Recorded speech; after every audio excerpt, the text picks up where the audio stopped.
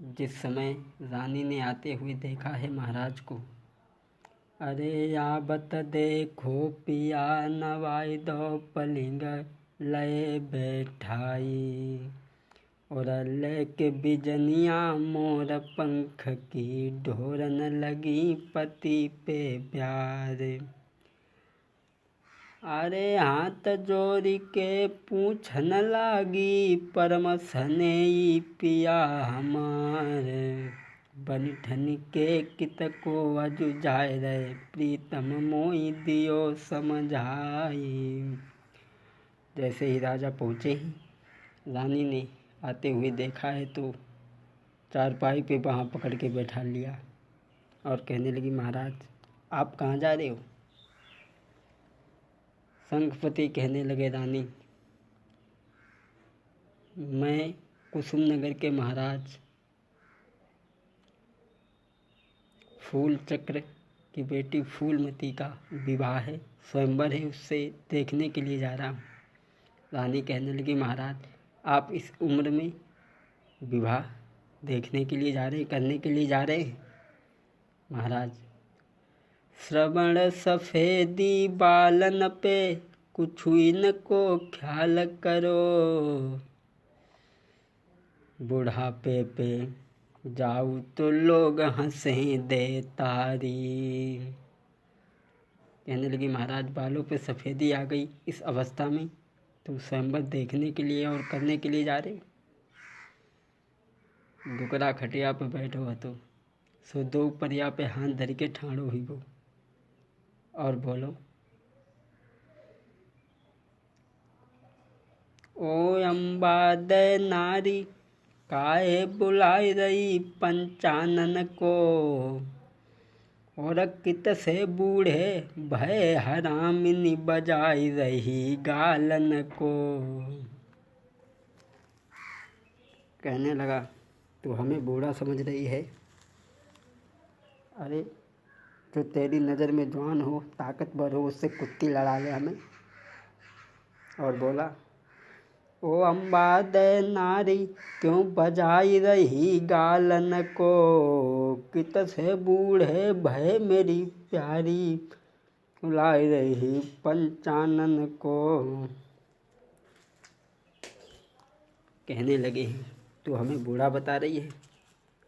पहले तो ना हम जाते, लेकिन अब हम स्वयंवर में जरूर जाएंगे, क्योंकि तू एक बात के पीछे पड़ गई है।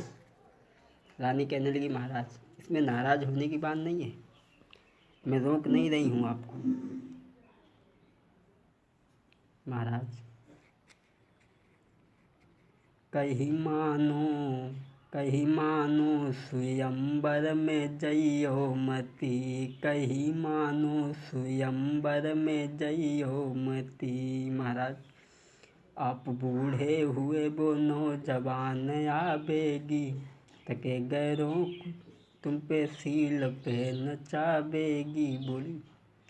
आप बूढ़े हुए वो नौजवान आवेगी, जवान सी ताकत सरकार में न पावेगी। यहाँ तके गैरों को तुम को सींग पे नचावेगी, बुढ़ापे में फजियत करइयो मती, कही मानो आय कही मानो स्वयंवर में जइयो मती।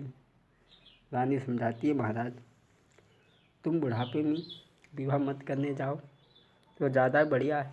तुम्हारा बेटा पूर्णमल शादी के लिए तैयार है, उसकी शादी करो। राजा कहने लगा, अब मैं ज़रूर जाऊंगा, तू एक बात के पीछे जो पड़ गई है। चले पहुँचे हैं स्वयंवर में, बड़े बड़े राजा महाराजा दूर के राजकुमार जुड़े हैं फूलमती से विवाह करने के लिए। राजा भी जाकर के बैठ गए। देखा लोगों ने कि यहाँ तो स्वयंवर हो रहा है, हम स्वयंवर करने के लिए आज डुकरा काहे के लिए आओ। एक बोलो, भैया जो टुकड़ा फूलमती को देख के लुभाएगा ताश है आओ, ताकि बुढ़ापे पे अकल कट गई, ब्याह करी वो चाहत। लेकिन उनने किसी की बात पे कोई गौर नहीं किया, बैठे रहे। जब स्वयंवर की तैयारी हुई तो कहा, भाई सब लोग उठो, अपने बल बोरज को आजमाओ और इस मछली को नीचे उतारो। सब जवान शादी की लालसा लेकर के सभी उठे हैं। मंत्री कहने लगा, रुको, ऐसे नहीं, सबसे पहले इसमें जो बूढ़ा होगा वो उठेगा, नहीं तो कहेगा मेरा नंबर नहीं आया, उसकी इच्छा रह जाएगी। तो सबसे पहले शंखपति से कहा कि तुम ऐसा करो कि तुम आजमा लो पहले।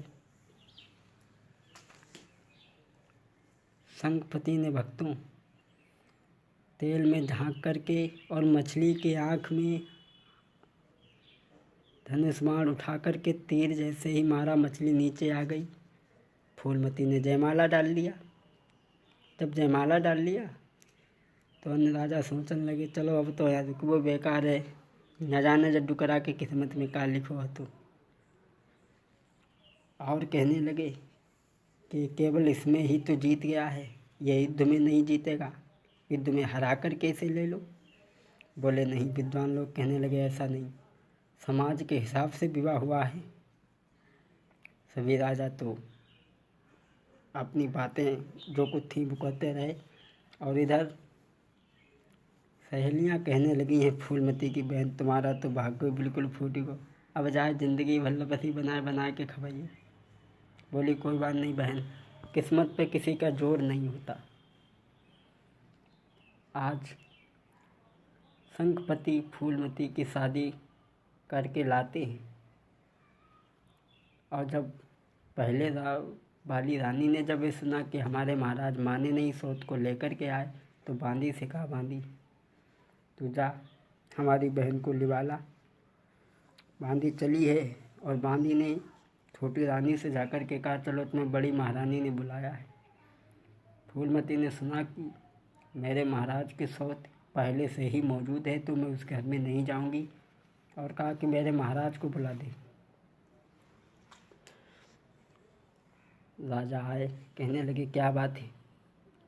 कहने लगी, महाराज मुझे केवल एक बात बता दो, जब एक तुम्हारे थी रानी तो हमें व्यर्थ क्यों लाए हो, बभोग करन को काफ़ी थी, बभोग करन को काफ़ी थी, मुझका भार झोंकी वे लाए हो, मेरा एक कहना मानो, डोले को वापस लौटा दो मेरे जाने से।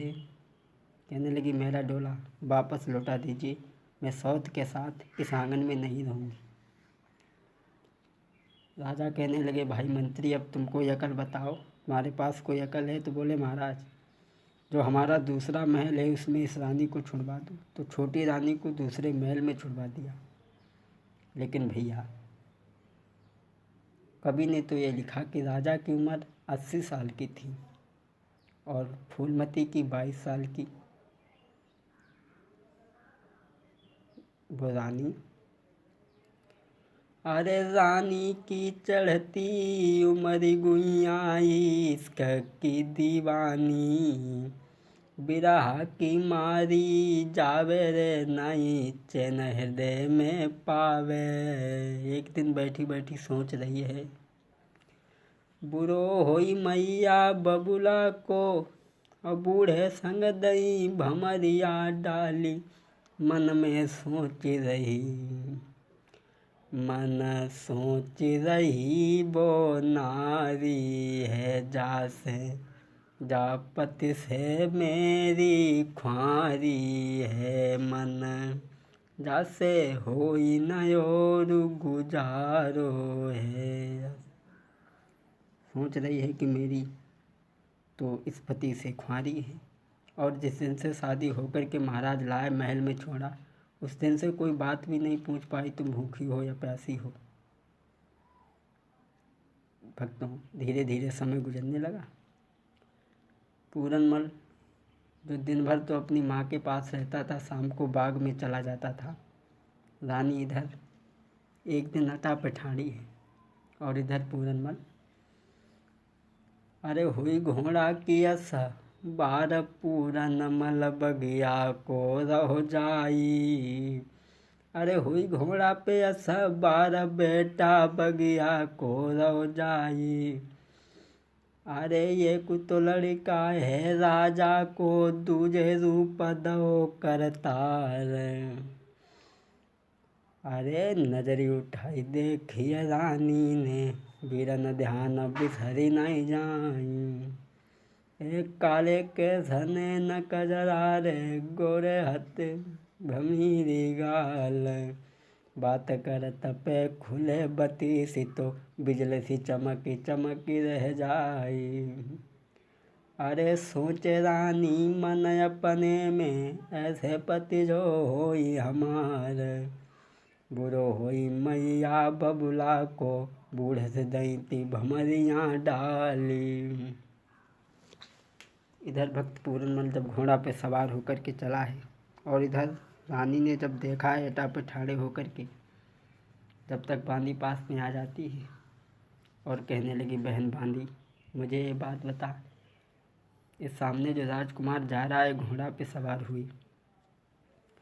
अरे बहना लखीले पिछवाड़ी, अरे बहना लखीले पिछवाड़ी, जाय रो नर घोड़ा की सवारी। कहने लगी बहन ये कौन लड़का जा रहा है? तो बांदी कहने लगी ये तुम्हारे सौत का लड़का है और इसने जब से अपना होश संभाला है तब से घर में रात के समय कभी नहीं रुकता है। तो फूलमती कहने लगी बहन तू हमें कितना मानती है? बोली ये भी कोई बात कहने की है? बोली बहन तू मेरा एक काम कर दे। बोली क्या? बुलाइला बांदी पूरन को या हम जाने या तू जाने। बुलाइला बांदी पूरन को ये हम जाने या तू जाने। खबरी ना होई मेरे प्रियतम को ये हम जाने या तू जाने। बुलाइला।